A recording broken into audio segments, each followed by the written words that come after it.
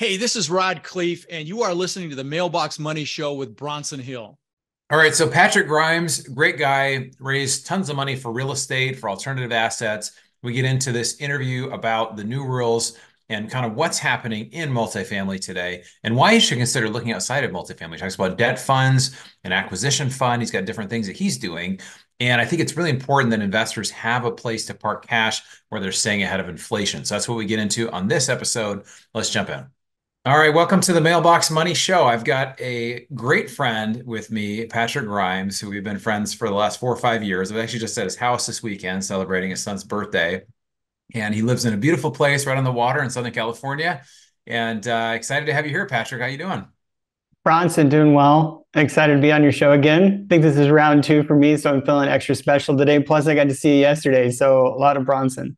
Yeah, it's for sure, man. It was quite a fun party for your son. You had a snow machine there, and you had a pizza maker and all kinds of fun stuff. It was like a circus carnival in a good way. It was a lot of fun. So awesome, man. Well, we've been buddies for a while. I know you're somebody I connect with a lot and respect a lot of your opinion. We've done deals together. We've been talking. We've kind of we talk quite a bit. Let's just talk for folks. Like what are you seeing? The kind of multifamily state of the union, and we're kind of a very different place than we were a couple of years ago. Why don't you give us an update on kind of how you're seeing it and kind of the threats and the opportunities you see? Yeah, so it is the case that kind of the playbook from 3 years ago, 5, 10 years ago, just isn't penciling like it used to be. And the buzz is all around interest rates, but that's actually only one piece of it. We've seen distress in commercial real estate overall and in multifamily because of interest rates compounded with a number of other factors. And when interest rates rise, valuations wane, they start to lower. And that means it's harder to sell at your hoped valuation. Meanwhile, it's hard to refinance if you're in the middle of a project, and things are a little bit slower. We've seen expenses grow aside from interest rates. Well, inflation has driven as a product of COVID. Inflation's been growing, which drives payroll. It drives our material costs. And those are some of the biggest expenses.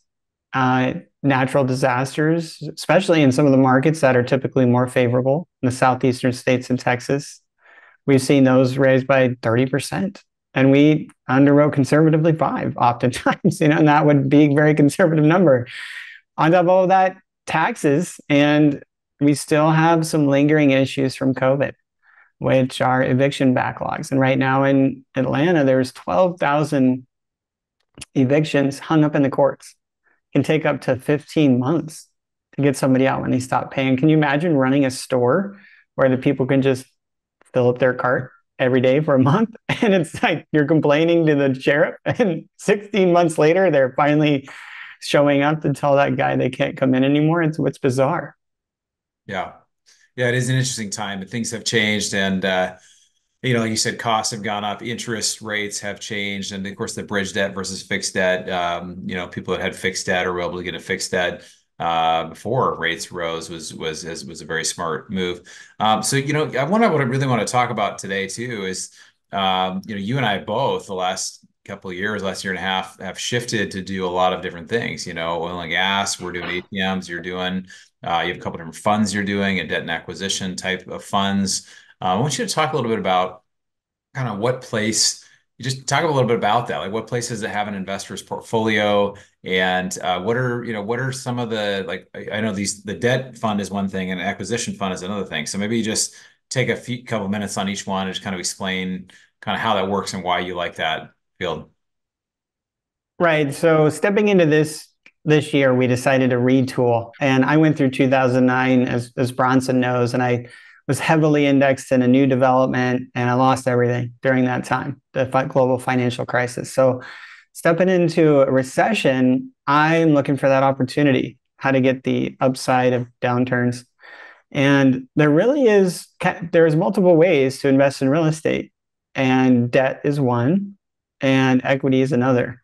Those are two different things, and we call it a capital stack because you're capitalizing a property, and the debt's kind of at the bottom and the equity is at the top.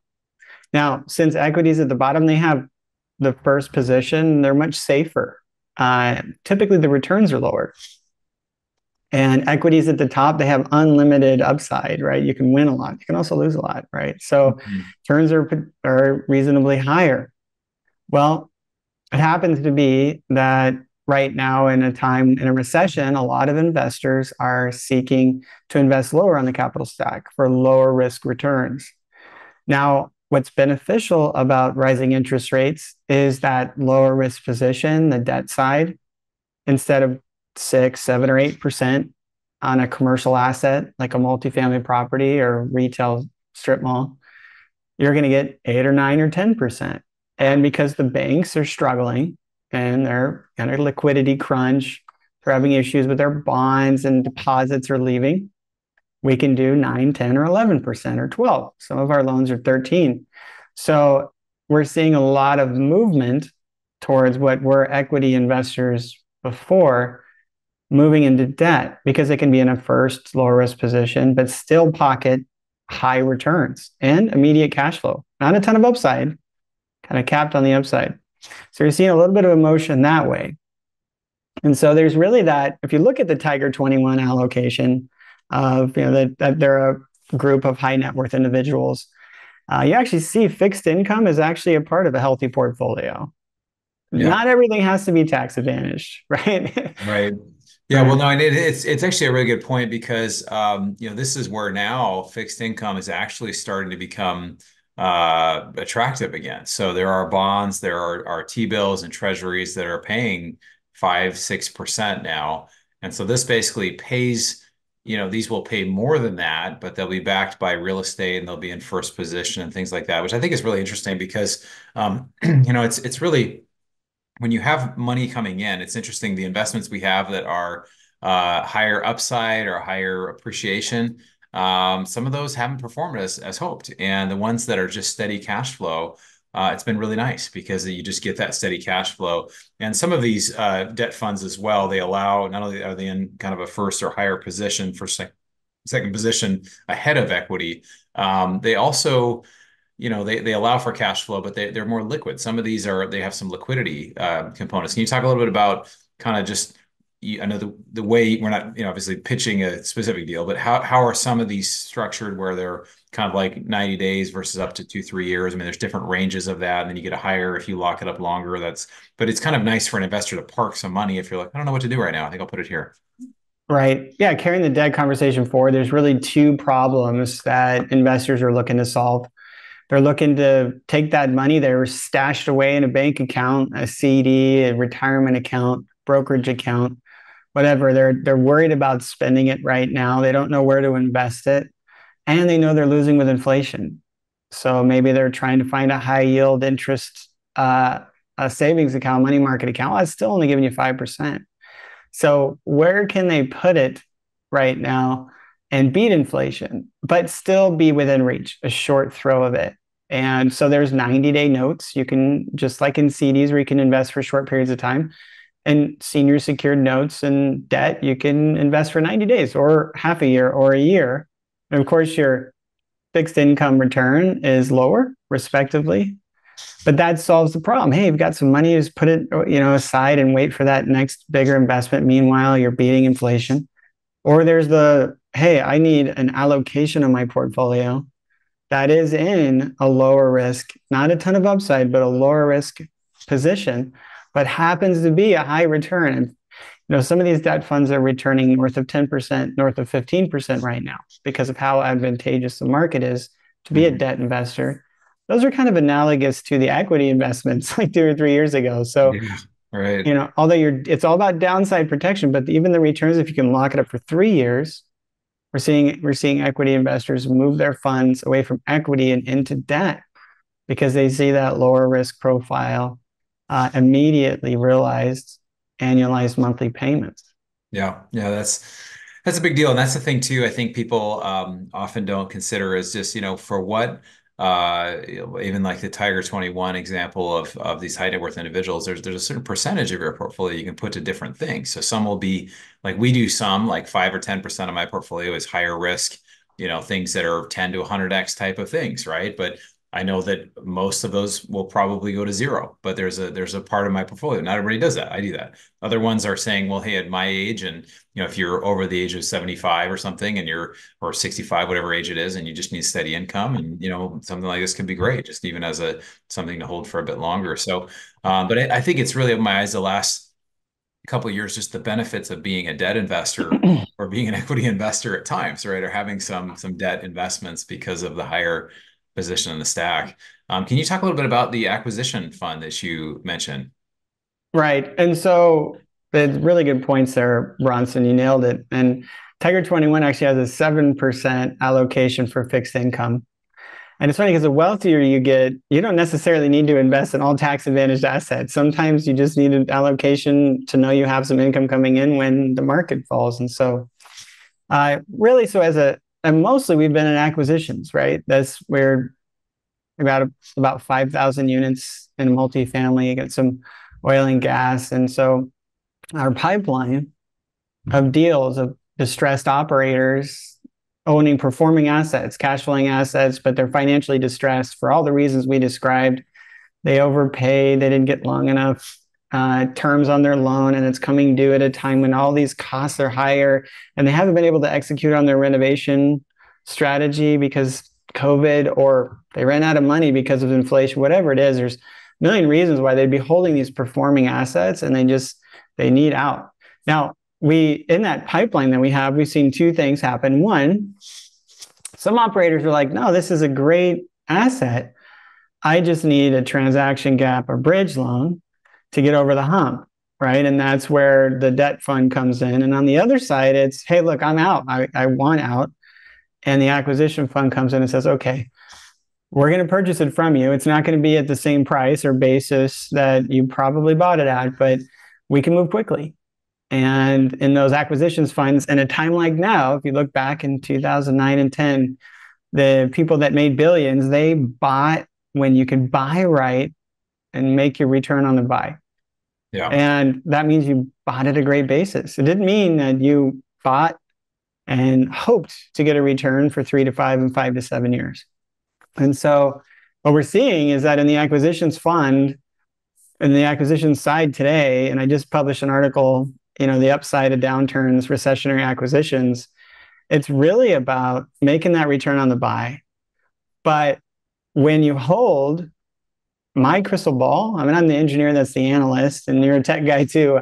I don't know what valuations are going to do. All I do know that the calculus of here's a bunch of capital improvements to try and increase rents or occupancy to try and get a bigger valuation, that's not paying out right now. And so instead of holding, we're acquiring all in cash very quickly and pulling out capital, buying another one, and then 1031 exchanging forward. And we're going to buy as many times as we can. And each time you buy, you stair step up your equity as opposed to holding and hoping and wondering what's going to happen. And then the benefit of that is if we were doing what we did 5-10 years ago, we would be putting investors' capital in one deal and holding it in one deal for 3 to 5 years. And we miss this entire buying window, which is the second most exciting buying window of my life. I missed the first one because I was being raked over the coals, but I'm not going to miss the second one. And we're cycling through and acquisition after acquisition, doing as much as we can while the buying's hot is what we're doing. So Warren Buffett, we quote him a lot on this show, is, be fearful when others are greedy and be greedy when others are fearful. And not that it's necessarily a good opinion all the time to be fearful or greedy, but in general, there are opportunities all the time. And often when we are most afraid, and these things don't happen in a vacuum, right? It's like, oh, rates are down and a deal's struggling. It's, I don't know, like, should I invest? Especially if people have gotten pinched. I talked to one investor that had 5 multifamily deals that were in capital call situations, right? Just very challenging. So, but at that time when, okay, maybe, I don't know, I'm kind of getting pinched on some of these multifamily stuff. Maybe it's a great time to consider getting involved in multifamily in a level, because that's when deals are available. And again, when interest rates are higher, there are opportunities. And so you brought up the debt fund, the acquisition fund. There's also new things to be able to acquire in a time when most people are afraid. And so, Warren Buffett talks about the best quality investors have is a temperament, having the right temperament. You don't get frazzled. You don't, chicken little, the sky is falling or something. How do investors, I guess, how should they plan going forward? Do you think multifamily will get more attractive than it is now? Do you think rates will come down? Like, what do you think are just good options beyond the couple things? I think it's very smart, the funds that you've set up, the debt fund, the acquisition fund. But what are some other things you think investors should consider or just be aware of right now? Well, I think if you're not investing in the strategies of yesteryear, right? You're not investing in the strategies of like the buy and hope, prove and hold. I think multifamily is very exciting right now. I'd stay away from office, but I think retail, and there's a bunch of really great buys right now. And if you find the right opportunity that's looking to win from the upside of a downturn, then I think it's absolutely a great time. Do I think rates will go up? I don't think they're going to skyrocket. Larger macroeconomic data suggests that it's not. The cost of interest rate caps is already starting to decrease. The Fed's signaling that it's not. And we've seen inflation begin to level off. And while the Fed says they're going to, they initially said they're going to continue to raise rates until inflation gets to 2%. They've also said there's a neutral percentage that they're going to get it to when they stop raising rates. And what we've seen is that they've already signaled rates are going to level off.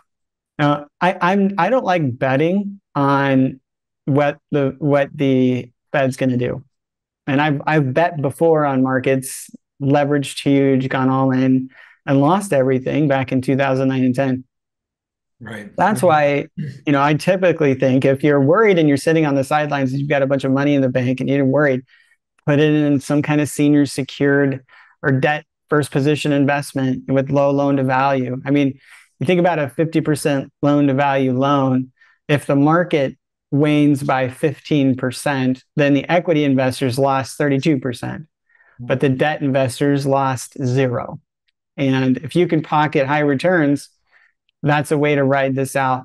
If I don't like necessarily be fearful when others are greedy, and I don't think Warren Buffett was ever fearful or greedy. I think he's just an analyst, right? He's boring analyst. He was probably like me and you, an engineer, just went back and did the analyze and decided, hey, there's some good buying opportunities. And aside by the greedy and fearful, if you can come to grips with the fact that you may miss potentially the second best buying opportunity, and you can move and you can buy right, then I think now's the time to actually pounce on those opportunities in real estate. And even though they're all assets, this is the exciting time for real estate, both debt and equity. Yeah, it is. It is. It is there's the idea of being a contrarian. I talk about this in my book a little bit about, being a contrarian investor, that if you just simply follow the crowd, you're going to jump in times that are not necessarily, the best times. I kind of look back on this. I try to reflect on investing and think about, there were times where it was like the easiest to invest. It was easiest to find investors, right? Like it was just like everybody wanted. A couple of years, it was easier, but it probably was a time there was more risk in the market than what we really saw, versus now it would actually be a lower risk time because some of the risk has been taken out. The cap rates are higher, or the interest rates are higher, things have to cash flow. It's actually a better time, I believe, to be involved. What are some things that you focus on? Are there indicators that you look at of just, if somebody wants to kind of be in the know of what's happening now, what are some kind of things people should consider, just paying attention to, I guess, as things are changing? Well, I guess it depends on what perspective we're looking at. Yeah, so I think you're right. It does depend, who and what perspective. I just think as a passive investor, the goal really is not, hey, I think as a good passive investor, it's not just, hey, I only do multifamily or only do this. It's, hey, I have this money, and how do I get a good return? How do I preserve what I have? So what are some considerations when it comes to that? Well, so when it comes to investing in the upside of downturns, right? That is where I think the investor should be focused. It shouldn't be sitting on the sidelines, losing with inflation right now. It's how do you win for the opportunity? And I think it all comes back to, and I'm not an all-in real estate guy. I'm actually an alt assets guy. And that's what drew me from my automation robotics high end, like leveraged and high tech into real estate to begin with, and then all into energy, debt, and other things. So I go back to when I meet with investors, and I'm not a financial planner like you used to be, Bronson, or a CPA or attorney, but I've been doing this for a long time, and I look back at the data, which suggests, here's how the middle class, high income, and ultra wealthy are investing, and allocation strategies is really where you want to be.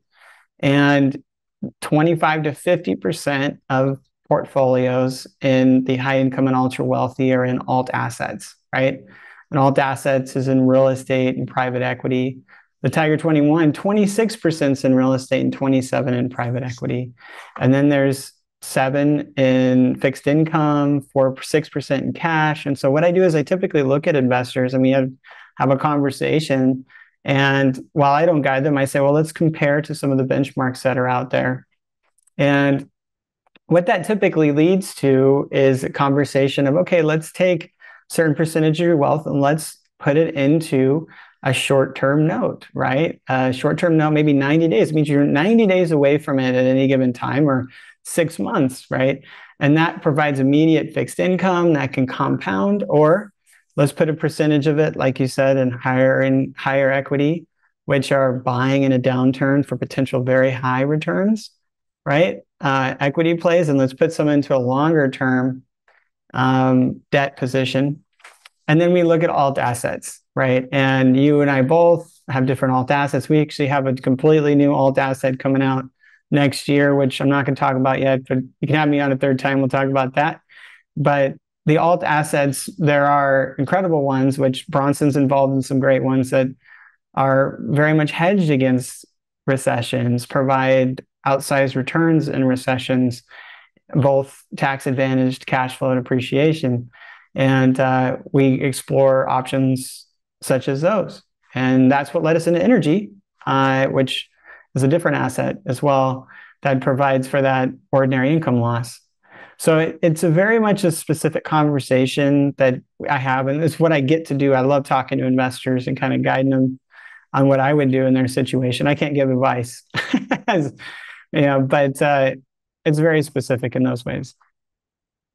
Yeah, we don't give any advice here, of course. But yeah, that's really good, man. Well, I admire you. I think we had you on I think it was a couple of years ago, we had you on the show, and we met, I think it was 2018, 2019, and you just you had a full-time job and you just started taking more gangbusters action than anybody I'd seen as far as going after raising money for deals. And you raised something, I think it was initially 10 million in 10 months, or it was some crazy 15, it was some big amount. Now you're raising a lot more than that. But I guess when it comes to, because I look at that as very much a personal development thing, right? You had a goal and you went after it. And so I guess what's something from a mindset perspective that you would tell people, hey, here's one thing that really helped me in the area of mindset that helped me to be such a big achiever and now do all these big deals and be able to fire myself and leave my job and just do all the things that you want to do? Well, so just backing up before that, unsuspecting to Bronson, as I had already developed this large single family portfolio, I had already done development, and I had been doing machine design, automation, and robotics, which are large innovation projects, much higher risk profile, and working with accredited executives. And so my take on multifamily was another application of similar kind of business models to what I had done, but a much lower risk and cash flowing and tax advantage. So when I stepped on the scene and said, Bronson, I'm going to buy a bunch of apartment buildings, he didn't see it coming that I was actually going to go buy a bunch of apartment buildings after that. So, but yeah, it was really great to work with Bronson, see him grow and us do it together. Yeah. Well, it's fun to see. I think there's a point, and like you said, we don't have to just simply leave your previous experience at the door. You had all this experience, and I've seen it too with your automations background, that you've been able to automate a lot of things in your business, which is amazing. Everybody who owns a business, it's that's a great thing. Be able to create a self-managing company that kind of has people and systems that kind of take care of things for you. So you had all that stuff you're able to bring. But I think the other thing too is Tony Robbins has a saying. He says, it's in your moments of decision that your destiny is shaped, right? So you made a decision, I'm going to do this, I'm going to full board. And you went 110% That's true. after it. And it was really amazing to watch, man. So being your friend and watching you go through that is just really fun to see. You just go out there and do it, and really, you just do an awesome job, man. So I want to just really acknowledge you for everything you're bringing to the financial space, to my life, to people, to investors, and the content of you've authored multiple books. So I just wanted to say thank you for all the stuff you've added. How can people get in touch with you and follow what it is you're doing, brother?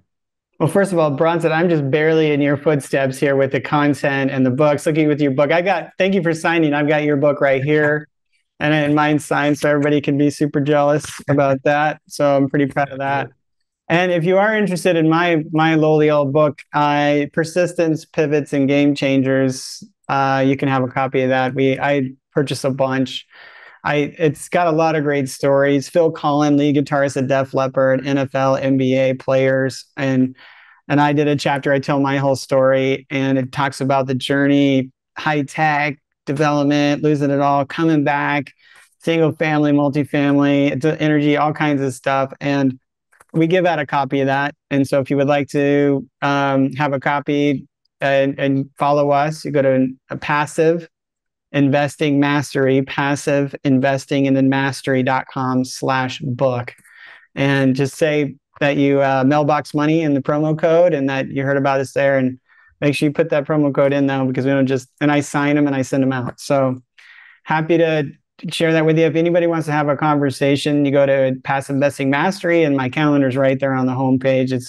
Since I'm full-time in real estate and left the engineering stuff behind, although I'm still a geek at heart, I am full-time and have been for a number of years now. And but I love talking to investors. It's part of the joy is being able to work with people like Bronson, as well as serve investors out there and then do good in the world and our investment products. So I look forward to have that conversation. And if you're interested in any investments, we have a couple open right now.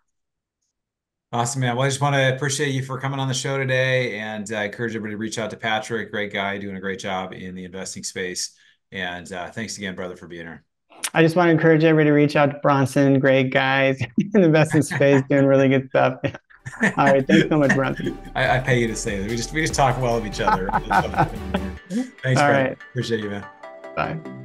All right, so my good buddy Patrick, hopefully you enjoyed that interview. Really love talking with Patrick. I always learn something when I talk with him, and just really appreciate, one thing I liked about that interview kind of overall was kind of what I was commenting about that you can bring your past skills into real estate. So like for people that own a business, a lot of times they've managed budgets, they've looked at numbers, they've done all these things, or if somebody's a physician, they have certain clinical or skills that are applicable, that they've learned a certain thing, that you can bring those same skills of learning or the same skills of applying those things, not just to a medical profession or to a business, you can bring those into real estate. So there's a lot of carryover from life into real estate, even being a passive investor. We talk about mailbox money, talk about firing yourself back behind me here in my new book.